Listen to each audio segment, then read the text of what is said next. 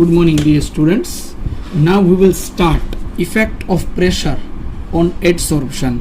In last lecture, we have studied some important factors. Not studied, but I have informed you all about the factors, that nature of adsorbate, nature of adsorbent, temperature, pressure. These are the important factors which is affect to adsorption. So now in today's lecture, first we will explain effect of pressure on adsorption. Okay, so we will start this important point, that effect, what is effect of pressure on adsorption. Okay, we will start this. Just see, a question arises in our mind that in last 2 or 3 lectures we have studied about adsorption and adsorption, but how can we measure this adsorption on the basis of chemistry? Chemistry के तौर पर इस adsorption का measurement हम कैसे कर सकते हैं? चलिए मैं आपको आज वही बातें सिखाता हूं.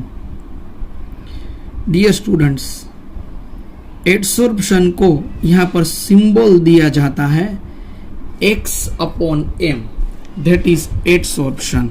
What is m? m is mass of adsorbent.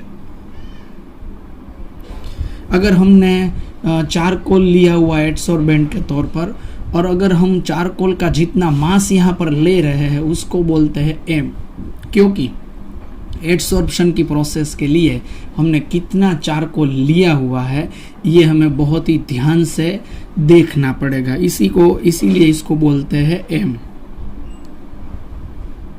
x concentration of adsorbate, but it is a difference between, ये आपको NCERT में भी नहीं मिलने वाला है. इस तरीके का मैं आपको कॉन्सेप्ट यहाँ पर करवा रहा हूँ. डिफरेंस बिटवीन बिफोर एंड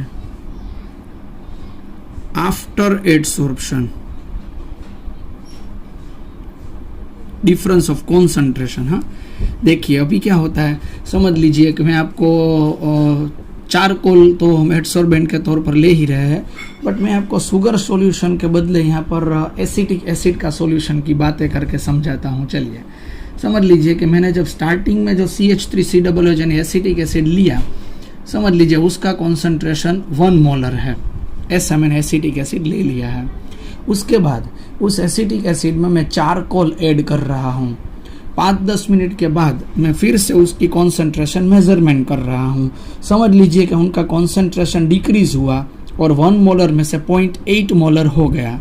तो इनिशियल 1 मोलर था, बाद में 0.8 हो गया, तो 1 - 0.8 यानी आंसर आ गया 0.2. उसको बोलते हैं x. समझे कि नहीं समझे आप? Difference of concentration between before and after adsorption, उसका जो भी कॉन्सेंट्रेशन का डिफरेंस है उसको x बोलते हैं. तो ये एडसॉर्बेट की कॉन्सेंट्रेशन है और ये एडसॉर्बेंट का मास है. उस x/m की वैल्यू को बोलते हैं adsorption. Okay, this is adsorption process. So adsorption will act as a x/m. This is very important point of this information. This is x. So again I repeat my words. What is x/m? X is the concentration of adsorbate and m is mass of adsorbent. Okay, x/m. Now the effect of pressure in x/m, but this is applicable only when at that time adsorbate is in a gaseous form. Okay, now we will draw a graph of x/m versus pressure P. Okay, just see, when we increase the pressure of the solution, तब यहाँ पर देखिए x/m की value increase हो रही है. इस तरीके का कर्वेचर में देखने को मिलता है. बट समझ लीजिए कि इस बार टेम्परेचर यहाँ पर ऐसे ही मैं कोई फिगर लिख रहा हूँ, 190 केल्विन जितना उसका टेम्परेचर है. अगर मैं टेम्परेचर इंक्रीज करता हूं तो टेम्परेचर इंक्रीज होते ही एडसॉर्प्शन डिक्रीज हो रहा है।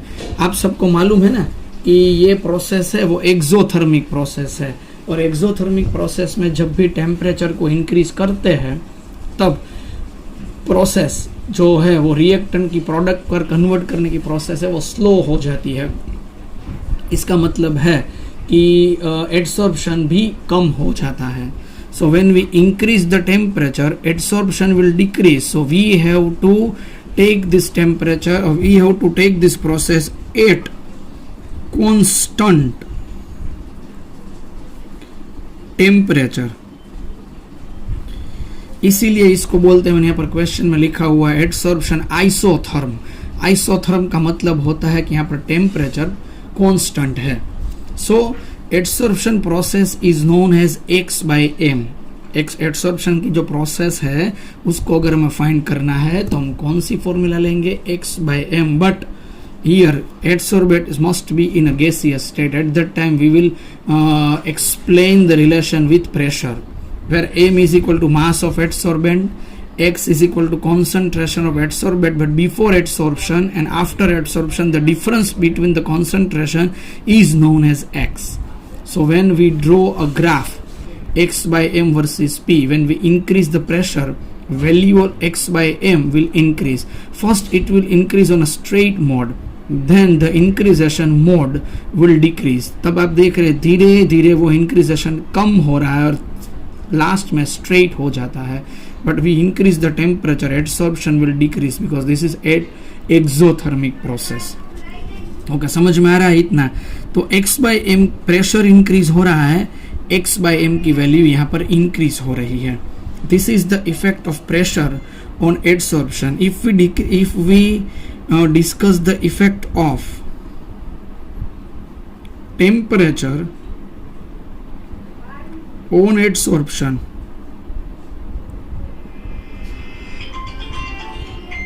हम इजीली यहाँ पर एक बात बोल सकते हैं. कौन सी बात बोल सकते हैं?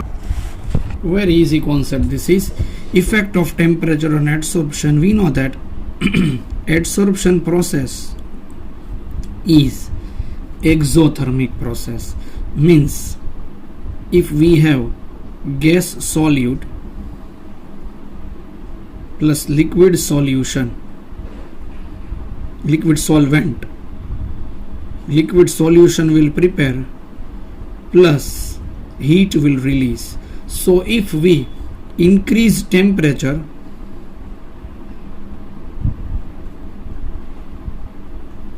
adsorption will decrease.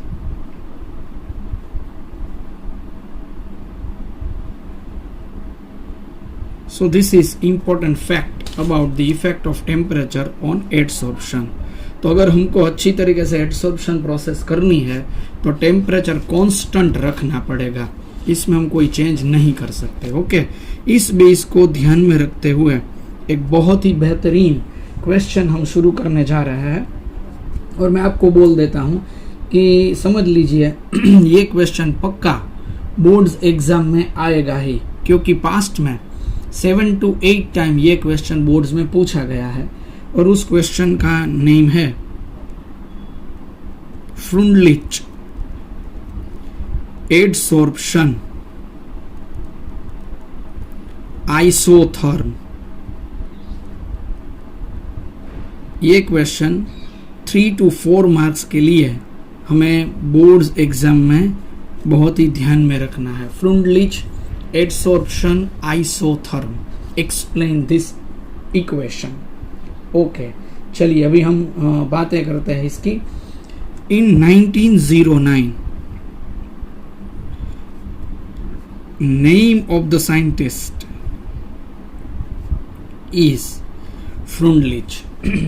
In 1909, Freundlich gave an important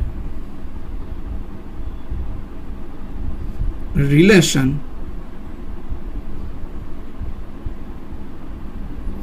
between adsorption and pressure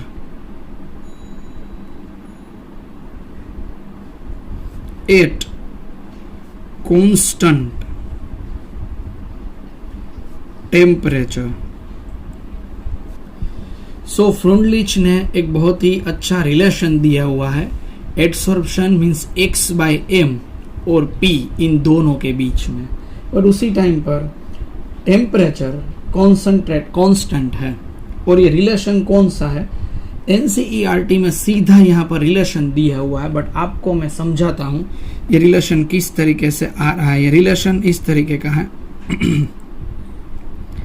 x/m is proportional to p raised to 1/n and x/m is equal to kp raised to 1/n where n is greater than 1। ये है relation फ्रुंडलिच adsorption isotherm का। But question हमारे मन में ये आता है कि ये रिलेशन किस तरीके से यहाँ पर ऑब्जर्व हुआ है। Now we have to explain this important point. ध्यान से समझिएगा, मैं आपको समझाता हूँ किस तरीके से ये रिलेशन आया है। बहुत ही शांति से हम ये समझेंगे। ये है x/m और ये है प्रेशर P। देखिए हम जानते हैं x/m वर्सेस P का रिलेशन इस तरीके से कर्व होने वाला है। देखिए वो बात तो जो भी हो, बस हमें इतना मालूम पड़ता है कि x/m और P ये दोनों एक दूसरे के प्रोपोर्शनल में है, ताकि P बढ़ रहा है और x/m बढ़ रहा है। ठीक है, यहां तक देखिएगा आप, यहां तक ये पूरी स्ट्रेट लाइन है, straight line. x/m is proportional to P। तो अगर इसको हम प्रोपोर्शनल टू सिंबल यहाँ पर रिमूव करके k लिखते हैं, तो यहाँ पर हम लिखेंगे 1। ये 1 ऑर्डर ऑफ रिएक्शन है। ये ऑर्डर ऑफ रिएक्शन मैंने कितना लिखा, 1। इसका मतलब है कि ये फर्स्ट ऑर्डर का रिएक्शन होगा, ताकि जब भी प्रेशर इंक्रीज होता है यहाँ पर स्ट्रेट लाइन से x/m की वैल्यू इंक्रीज होती है। हम केमिकल काइनेटिक्स जानते हैं कि फर्स्ट ऑर्डर रिएक्शन के लिए कॉन्सेंट्रेशन और रेट के बीच में प्रोपोर्शनल का रिलेशन होता है। कॉन्सेंट्रेशन इंक्रीज होता है, रेट ऑफ रिएक्शन इंक्रीज होता है। तो यहाँ तक के पॉइंट पर स्ट्रेट लाइन का ग्राफ है, इसीलिए ये रिएक्शन फर्स्ट ऑर्डर रहेगा। ऊपर का 1 रहेगा, ये दोनों प्रोपोर्शनल में है, वो पक्की बात है। x/m is equal to kp raise to 1। Okay, अभी यहाँ पर हम लास्ट स्टेज में जा रहे हैं। चलिए, x/m is proportional to p, वो बात भी सही। x/m is equal to kp, अभी मैं ऊपर यहाँ पर लिखूंगा 0 ऑर्डर रिएक्शन। क्यों? क्योंकि प्रेशर इंक्रीज हो रहा है, बट x/m की वैल्यू इंक्रीज नहीं हो रही है। देखिए यहाँ पर स्ट्रेट हो गई। Pressure will increase but the value of x/m is constant, तो इसको बोलते हैं 0 ऑर्डर रिएक्शन।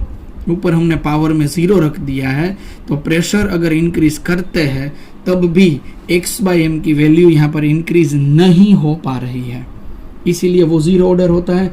0 ऑर्डर रिएक्शन में ही ऐसा होता है। So when pressure will increase, if x/m value remain constant, then it is 0 order reaction.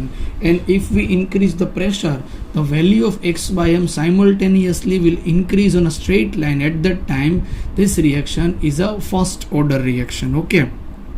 चलिए अभी हम बीच वाली कुछ बात करते हैं। बीच में x/m is proportional to p, वो भी सही बात। x/m is equal to kp, वो भी सही बात। और यहाँ पर मैंने रख दिया 1/n और यहाँ पर बोल दिया n is greater than 1। देखिएगा, अगर ये 1/n है और n greater than 1 है, अभी इतनी बात तो पक्की है कि ये लास्ट में 0 है, इनिशियल में 1 है, तो इन दोनों के बीच की जो वैल्यू है पावर की, वो 0 और 1 के बीच में ही रहेगी। समझ सकते हैं जनरल मैथमेटिक्स आप? ये इनिशियल में 1 है, लास्ट में 0 है, तो बीच में क्या होगा? 1 और 0 के बीच की कोई वैल्यू होगी। तो मैंने यहाँ पर रख दिया 1/n और बोल दिया n इज ग्रेटर देन 1। अगर मैं n इज ग्रेटर देन 1 रखूंगा, समझ लीजिए 1 से बड़ी आप कोई भी वैल्यू यहाँ पर रख दीजिए, आपका आंसर 0 to 1 के बीच में ही आएगा। समझ लीजिए मैंने यहाँ 2 रख दिया तो 1/2, तो आंसर आ गया 0.5 आ गया। 0 और 1 के बीच में अगर मैं यहाँ पर रख रहा हूँ 5 तो 1/5 मतलब 0.2 आ गया 0 के 1 से बीच में आंसर। तो इसीलिए ये n इज ग्रेटर देन 1 करके बीच वाला ये रिलेशन यहाँ पर फ्रुंडलिच ने डिस्क्राइब किया हुआ है। x/m is equal to k into p raise to 1/n। Here m is equal to mass of adsorption, x is equal to concentration of adsorbate, k is constant, p is pressure। और ये n की जो value है वो 1/n, पूरा ये जो power वाला है वो यहाँ पर ऑर्डर डिस्क्राइब करता है। ठीक है, तो ये ऑर्डर वाली बात है। k और n दोनों कांस्टेंट है, यहाँ पर हम बोल सकते हैं k and n are constant. k और n की वैल्यू कैसी है? k और n की वैल्यू यहाँ पर कांस्टेंट है, which is depends upon the nature of gas, depends upon nature of gas. समझे आप? ये जो मैं यहाँ पर लिख रहा हूँ ना वो एमसीक्यू के लिए बहुत ही काम का है, और ये कॉन्सेप्ट भी मैंने आपको समझाया, आप समझे। आपको यहाँ रिपीट कर देता हूँ, यहाँ पर स्ट्रेट लाइन का ग्राफ है इसीलिए x/m प्रोपोर्शनल टू p, तो सभी पॉइंट पर है, पर यहाँ पर स्ट्रेट लाइन है इसीलिए फर्स्ट ऑर्डर। लास्ट में प्रेशर इंक्रीज हो रहा है बट x/m की वैल्यू में कोई चेंज नहीं हो रहा है इसीलिए 0 ऑर्डर। और ये बीच वाला आंसर है, बीच की जो ऊपर का पावर है वो 0 के 1 के बीच में रहेगा इसीलिए 1/n where n is greater than 1 यहाँ पर कहा गया है। k और n दोनों कांस्टेंट है और उसका डिपेंड वो they are depends upon the nature of a gas at a constant pressure. वो तो सही बात ही लिखनी है, प्रेशर तो यहाँ पर कांस्टेंट ही रहेगा, सॉरी टेम्परेचर तो यहाँ पर कांस्टेंट ही रहेगा, इसीलिए उसको आइसोथर्म, यहाँ पर हमने जो आइसोथर्म लिखा ना उसका कॉन्सेप्ट ये है, टेम्परेचर कांस्टेंट है। शायद मैं थोड़ा आगे प्रेशर बोल गया हूँ बट आप ध्यान में रख लीजिएगा, वो मेरी मिस्टेक थी। कांस्टेंट टेम्परेचर ही आपको ध्यान में यहाँ पर रखना पड़ेगा। ओके, चलिए अभी हम फिर से आगे बढ़ते हैं। Relation indicates that pressure will increase, x/m will increase. Okay, चलिए at a high pressure this curves always seem to approach saturation. बहुत ही प्रेशर ज्यादा बढ़ जाता है तो इसका कोई ज्यादा वैल्यू यहाँ पर नहीं रहता है। चलिए अभी मुझे ऐसा सुनना है कि ऐसा समझना है कि अगर हमें log k की वैल्यू अगर पढ़नी है चाहिए तो हम क्या करेंगे, तो मैं इसका log ले रहा हूँ। चलिए इस इक्वेशन का log x/m is equal to, ये पावर आगे आ जाएगा 1/n log p, और ये k उसका भी log ले लेते हैं log k। समझ लीजिए अब मैं क्या करने वाला हूँ, अभी मैं कंपेयर करने वाला हूँ इसको straight line equation y is equal to mx plus c के साथ। अगर y is equal to mx plus c के साथ मैं कंपेयर करता हूं तो हम जानते हैं उसमें मैं ग्राफ किस किस का ड्रॉ करते हैं, y वर्सेस x का यहाँ पर ड्रॉ किया जाता है। चलिए यहाँ पर मैं y वर्सेस x का ग्राफ ड्रॉ करता हूँ। y क्या है log x/m और ये क्या है log p। ठीक है, ये 0। देखिए इसका जो स्लोप है, इसको स्लोप बोलते हैं, वो पॉजिटिव मैग्नीट्यूड में है। अगर पॉजिटिव मैग्नीट्यूड में आता है ना तो ग्राफ नीचे से ऊपर जाता है ऑलवेज। नेगेटिव मैग्नीट्यूड हो तो नीचे से ऊपर तक जाता है, बट ये ऊपर से नीचे तक जाएगा। ये ग्राफ मैं यहाँ पर फिर से ड्रॉ करता हूँ क्योंकि यहाँ पर से ये ग्राफ को मुझे इस तरीके से ड्रॉ करना है। ये हम नहीं वैलिड करेंगे, इसको वैलिड नहीं करेंगे, इसको मैं वैलिड करता हूँ। चलिए देखिएगा यहाँ पर मैं ये ग्राफ फिर से यहाँ पर ड्रॉ कर रहा हूँ। क्यों, आप सबको भी पता चल जाएगा क्या मिस्टेक वहाँ पर रह गई। log x/m versus log p, ये ग्राफ इस तरीके से रहेगा। 0 से स्टार्ट नहीं होता ना, प्रेशर 0 से स्टार्ट नहीं होगा यहाँ पर। तो ये हमारा ग्राफ आ गया नीचे से ऊपर तक का। अब इसको बोलते हैं यहाँ पर इंटरसेप्ट। ये इंटरसेप्ट यानी ये c वाली वैल्यू हमें यहाँ पर मिलेगी, ये वैल्यू हमें मिल जाएगी log k। अगर समझ लीजिए इसका हम स्लोप लेंगे ABC, इसका स्लोप लेंगे, अभी क्या होगा चलिए वो आगे हम यहाँ पर पढ़ते हैं। स्लोप जो होता है वो स्लोप कौन सा होता है, स्लोप यानी होता है AB अपॉन BC, और स्लोप की जो वैल्यू होती है वो यहाँ पर मिल रही है हमें 1/n, इससे हमें n मिल जाएगा। ये अगर हम इंफॉर्मेशन यहाँ पर लेंगे उससे n मिलेगा। log k का हम एंटी लॉग देखेंगे तो हमें यहाँ पर k मिल जाएगा। इस तरीके से हम n और k दोनों की वैल्यू फाइंड कर सकते हैं। ओके, तो ये इसकी इंपॉर्टेंट इंफॉर्मेशन यहाँ पर हो गई है। तो ये फ्रुंडलिच है वो अप्रोक्सीमेट मैनर में हमें ये एडसॉर्प्शन की बिहेवियर कैसा रहेगा ये हमें यहाँ पर इंडिकेट कर रहा है। बट आपको ये ध्यान में रखना है कि 1/n की जो वैल्यू है वो 0 और 1 के बीच की रहने वाली है। ठीक है, 1/n विल 0 हो जाएगा तो x/m की वैल्यू कांस्टेंट हो जाएगी। देखिए क्या होता है, x/m is equal to k p raise to 1/n। हमने जो ग्राफ किया वो एंड लेवल में ग्राफ क्या था, 1/n इज इक्वल टू 0 था। एंड लेवल पे 1/n इज इक्वल टू 0 था। तो अब यहाँ पर क्या रह जाएगा, x/m is equal to k, वो हो जाएगा 0 ऑर्डर रिएक्शन। और समझ लीजिए अगेन ये kp, अगर ये n की वैल्यू 1 हो जाएगी, n की वैल्यू 1, तो n is equal to 1/n is equal to यहाँ पर 1 हो जाएगा। तभी ये इक्वेशन ऐसे रहेगा, x/m is equal to k into p। ये फर्स्ट ऑर्डर वाला है और ये 0 ऑर्डर वाला है। इसका मतलब इनिशियल स्टेज पे ये फर्स्ट ऑर्डर रिएक्शन है, फाइनल स्टेज पे ये 0 ऑर्डर रिएक्शन है। बट हम जो यहाँ पर समझ रहे हैं वो बीच वाली इंफॉर्मेशन यहाँ पर समझ रहे हैं। So this condition are supported to the experimental results, इसको यहाँ पर डिस्क्राइब भी किया जाता है। और इसकी लिमिटेशंस क्या है, तो ये लिमिटेशंस है हाई प्रेशर पर इस तरीके से ये समझाने के लिए फेल होता है। लिमिटेशन इतनी है, it fails at high pressure.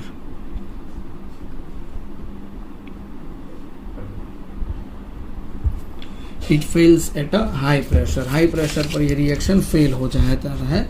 तो ये हमारे सामने फ्रुंडलिच एडसॉर्प्शन अच्छी तरीके से हमने यहाँ पर समझ लिया है। इस तरीके से फ्रुंडलिच एडसॉर्प्शन को डिस्क्राइब किया जाता है। अगर आपको इसमें कोई भी दिक्कत आती है तो आपको मेरी रिक्वेस्ट है कि आप ये लेक्चर रिवाइज करके समझ सकते हैं। ठीक है, बट बहुत ही बेहतरीन आंसर है। 3 मार्क्स के लिए हमें अच्छी तरीके से ये प्रिपेयर करना है most IMP question of this chapter, क्योंकि सिलेबस डिक्रीज होने के बाद इसमें ज़्यादा कुछ बचा नहीं है, इसीलिए ये क्वेश्चन बहुत ही इंपॉर्टेंट हो जाता है। Okay, so thank you dear students for today's lecture.